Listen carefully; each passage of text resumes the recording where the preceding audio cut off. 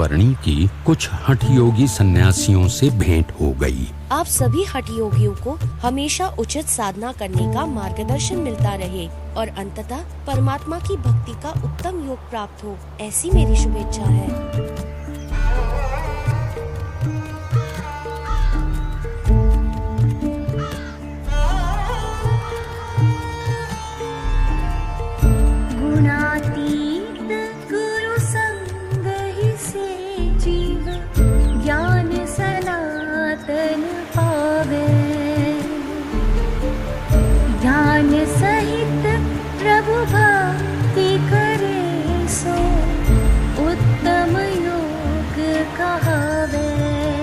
मारफा, जोमसम आदि स्थानों से होते हुए नीलकंठवर्णी धवलगिरी और नीलगिरी पर्वतों के बीच स्थित खाई से गुजरे।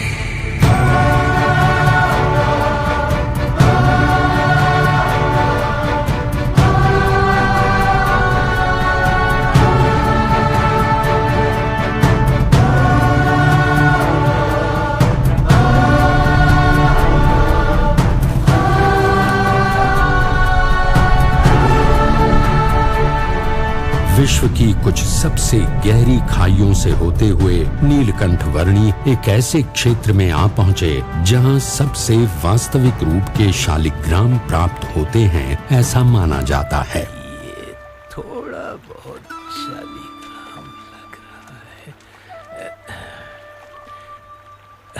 नहीं, पक्का होगा। और ढूंढता हूँ, शायद इससे भी अच्छा मिल जाए। आप कुछ ढूंढ रहे हो? हाँ, सच्चे शालिग्राम।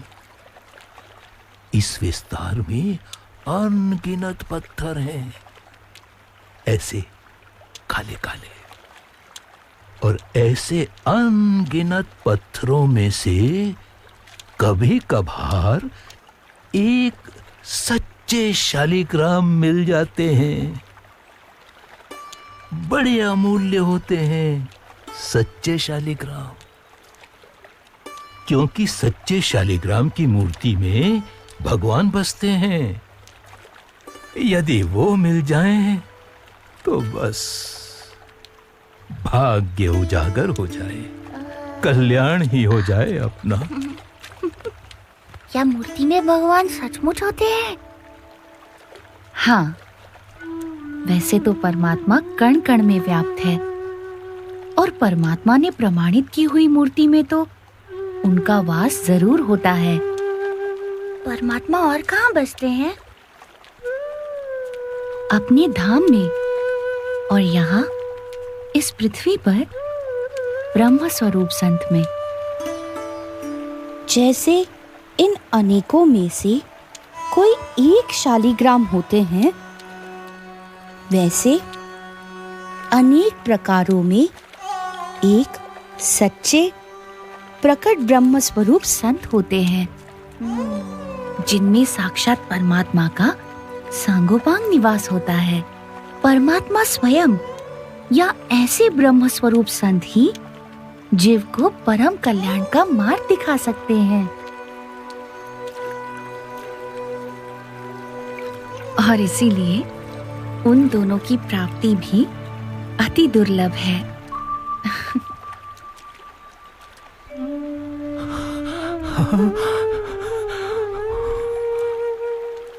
धन्य हो गया मैं।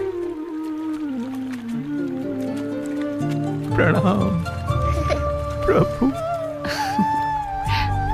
कागबेनी, रानी पौवा आदि स्थानों से होते हुए नीलकंठवर्णी अंततः मुक्तिनाथ आ पहुंचे।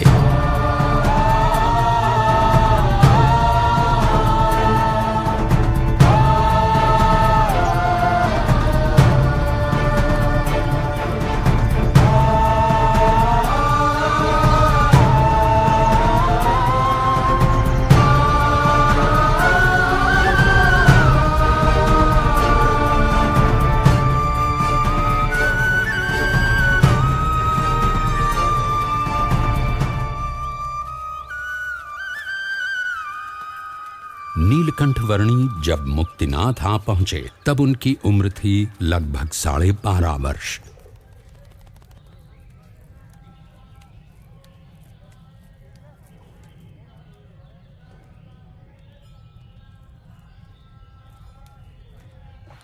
हिमालय की गोद से बहता निर्मल जल यहाँ मुक्तिनाथ मंदिर में मानो पवित्र हो जाता है जब वो 108 गौमुखों से होकर बहने लगता है।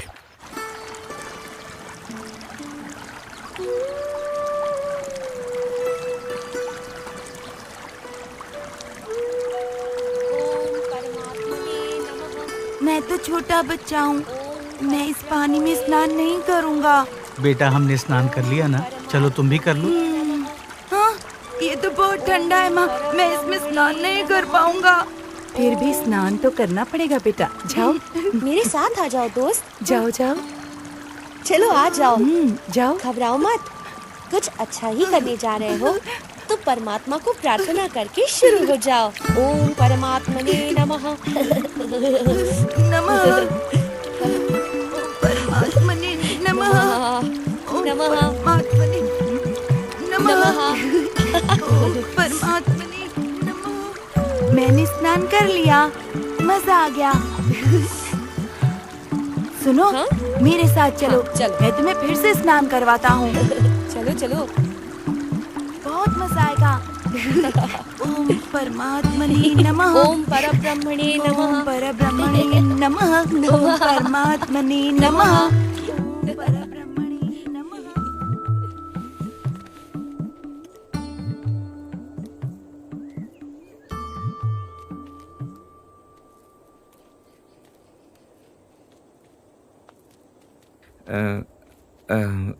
कुछ ढूंढ रहे हैं आप वर्णी जी? ब्रह्मा जी के पुत्र पुलह जी ने यही कहीं तपस्या की थी ना? हाँ, यहीं पर आगे। इसलिए तो ये जगह पुलाश्रम कहलाती है। पर क्यों? मुझे भी वहां तपस्या करनी है। आप इतने तपकृष्ट तो हो ही गए हैं, अब और कब तक तपश्चर्या करते रहेंगे?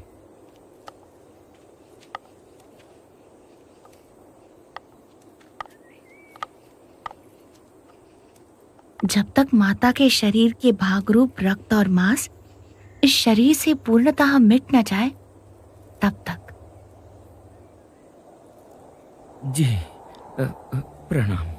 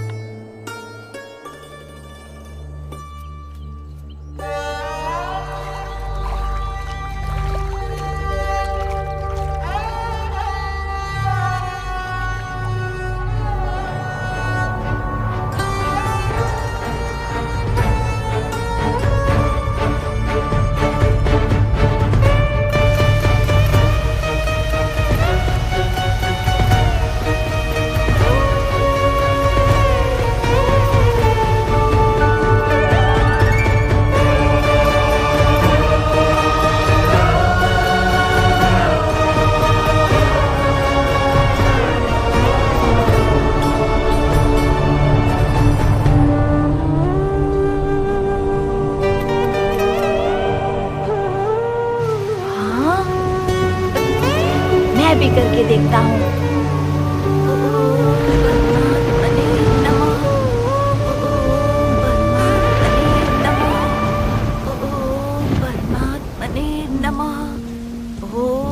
परमात्मने नमः।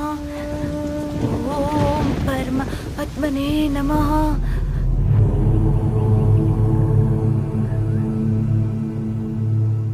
अरे, कल सुबह से ये ऐसे ही खड़े हैं। कितने दिनों से इनकी तपश्चर्या ऐसे ही चल रही है। अपना पूरा जीवन मैंने यहाँ मुक्तिनाथ में बिताया है, पर आज तक ऐसी असामान्य तपश्चर्या के दर्शन मुझे नहीं हुए। ऐसा लग रहा है जैसे साक्षात परमात्मा यहाँ पृथ्वी पर उतर आए हों।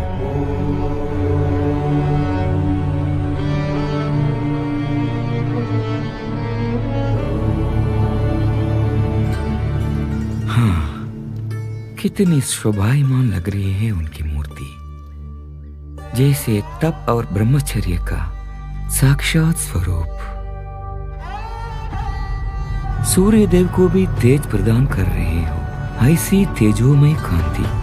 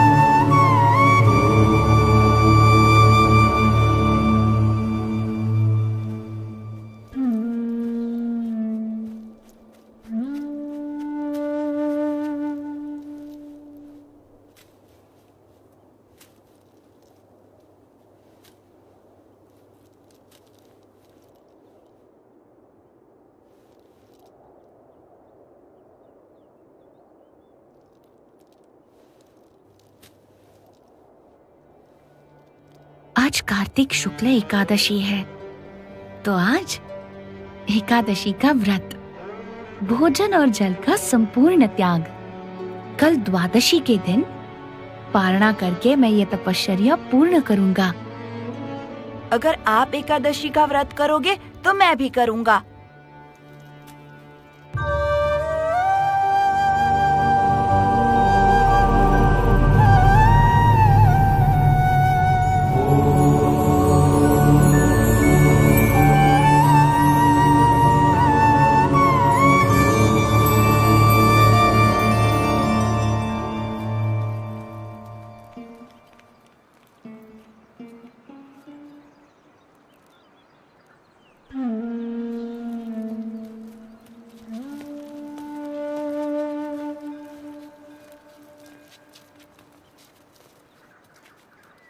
नीलकंठवर्णी, जाते जाते कुछ उपदेश देते जाइए, जिससे कि हम भी सर्वोच्च तपश्चर्या कर सके और हमारा मोक्ष हो। तप, त्याग, वैराग्य, तीर्थ, सेवा आदि तो अनेक साधन हैं, पर वे आत्यंतिक मोक्ष पाने के लिए पर्याप्त नहीं हैं। पर हाँ, यदि परमात्मा का दृढ़ आश्रय कर लिया जाए तो ऐसे कई सारे साधनों के फल से भी अधिक ऐसा आत्यंतिक मोक्ष मिल सकता है। नीलकंठवर्णी, आपकी तपो मूर्ति की दिव्य स्मृति हमेशा के लिए हमारी हृदय में जीवंत रहे और उसी के आश्रय से ही हमारा पूरा जीवन बीते। ऐसे आशीर्वाद हम पर बनाए रखना। नीलकंठ प्रभु, प्रणाम। तपश्चर्या में मेरी सहायता करने के लिए धन्यवाद। धन्यवाद। प्रणाम हो इस धन्यवाद। बाल योगी को। प्रणाम।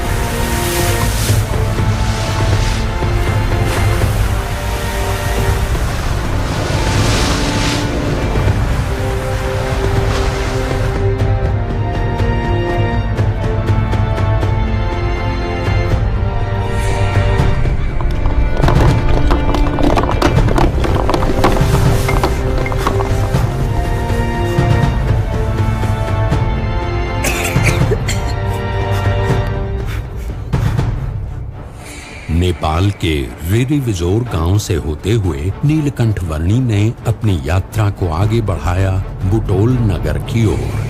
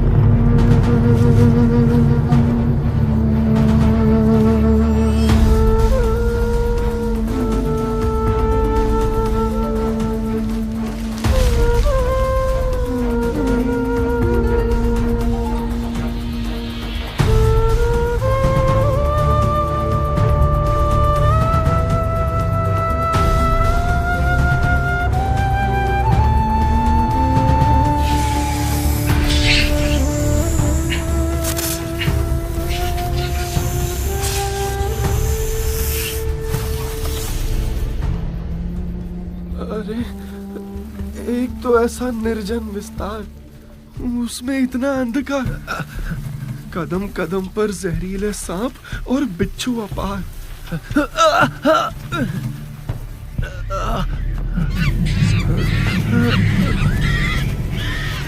और ऊपर से कभी भी कोई भी जंगली पशु कर सकता है कहीं से भी वहां।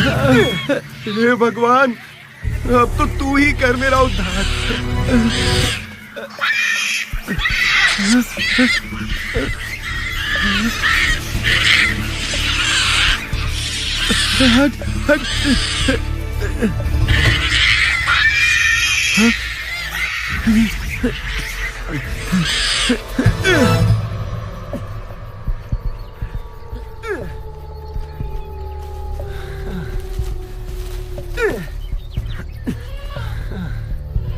लगता है कि अब यहीं से आगे रास्ता मिल जाएगा। भगवान, अरे ये तो मैं उसी जगह पर आकर अटका जहां से रास्ता ढूंढने के लिए निकला था। भगवान, क्या मुसीबत है। परमात्मनि यो रक्तो विरक्तो अपरमात्मनि। अरे ये आवाज कहाँ से आ रही है? कौन है ये? कौन है यहाँ? कौन है यहाँ? अरे वर्णी जी, साधु राम, अच्छा हुआ आप मिल गए। मेरा नाम मोहनदास है। मैं हिमालय की तलहटी में जाना चाहता हूँ, पर कब से घूम फिर के यहीं आकर अटक जाता हूँ। आप मुझे रास्ता दिखाएंगे? हाँ, अंत तक रास्ता दिखाऊंगा। भूले भटके हुओं को सही रास्ता दिखाना, वही तो मेरा काम है। हाँ। बस मेरा साथ मत छोड़ना। बिल्कुल नहीं छोड़ूंगा। जरा संभल कर चलिएगा वर्णी जी, यहाँ पर बहुत सारे सांप और बिच्छू निकल आते हैं।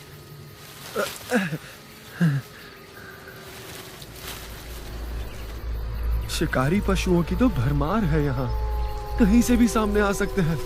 बहुत ध्यान रखिएगा। इसमें थोड़ी भिक्षा दे दीजिए। धन्यवाद भैया। धन्यवाद। आज तो वर्णी जी के लिए बहुत बढ़िया भोजन बनाऊंगा। प्रभु जी उतारे भाव पार मेरे। बोलो कर ले भजन